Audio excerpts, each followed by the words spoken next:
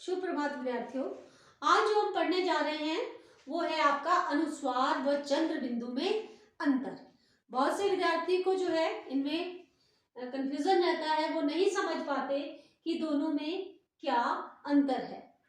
तो जैसे हम इसमें उदाहरण के लिए ले लेते हैं, अंत ले लेते हैं, ठीक है।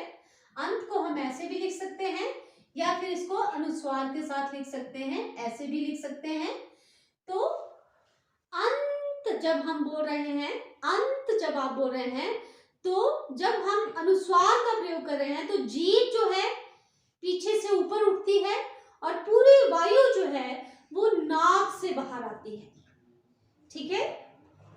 मुंह की वायु बंद कर देती है जीभ और नाक से सारी वायु बाहर निकलती है।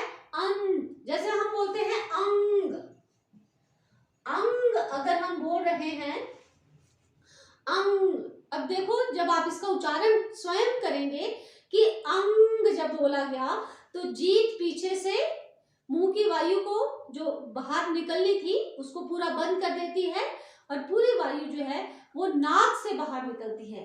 अगर इस तरह इसका अनुस्वार का प्रयोग होता है तो ये आपका कौन सी बिंदी है? ये वाली बिंदु है, अनुस्वार है ये। और अब देखेंगे हम चंद्र बिंदु के बारे में।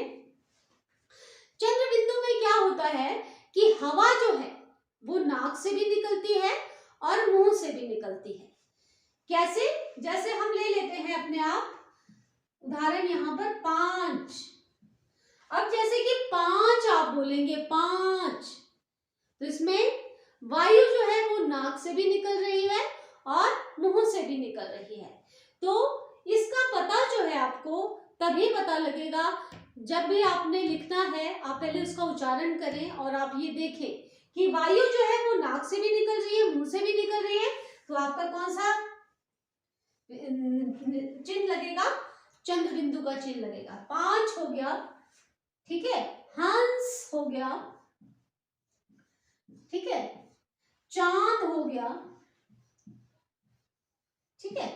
तो ये जो है जैसे चांद, मुंह आपका खुला है, नाक से भी हवा निकल रही है, मुंह से भी निकल रही है, तो चंद्र बिंदु का प्रयोग करना है। अंग, अंत, अंगूर, ठीक है। और जैसे पंत, पंत, है ना।